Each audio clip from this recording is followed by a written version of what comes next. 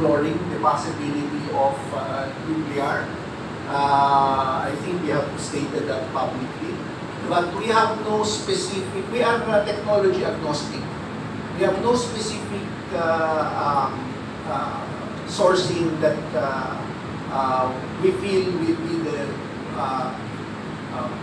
one-stop, one source that will be necessary to ensure that we have our demand covered.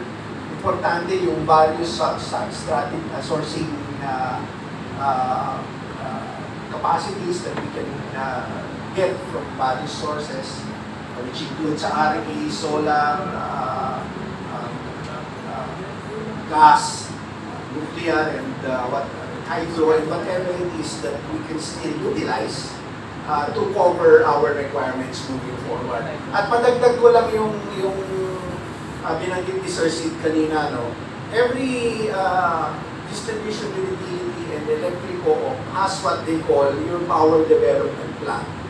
Dito sa power development plan, more or less over the next couple of, no, not only couple, in the next coming years, dapat alam mo kung ano yung iyong requirement as far as the demand is concerned. And you need to cover that either through, of course, the bilateral contracts, kukontrata ka, kukuha ka from various sources, kung ano yung available. But as far as Meralco is concerned, meron kami tinatawag na competitive selection process. So kailangan, yung mga gustong mag-supply sa Meralco, papasok doon sa bidding. It's mandated by government at hindi magtatapos lang yan kung sino yung nanalo sa bid. Mababaan ng presyo yan, regardless of what the technology is. Everybody in the industry can participate in the competitive selection process. Mavalidate pa po ng regulator yan kung ma-approve yun.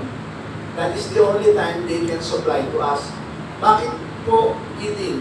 Para makuha ho natin yung pinakamura presyo. Because mandatorily, distribution utilities, not just to Meralco, but to an entire industry, is to get the least cost possible through a bidding or competitive selection process. Mandato po yan sa gobyerno, kailangan po sumunod lang. Okay. We have a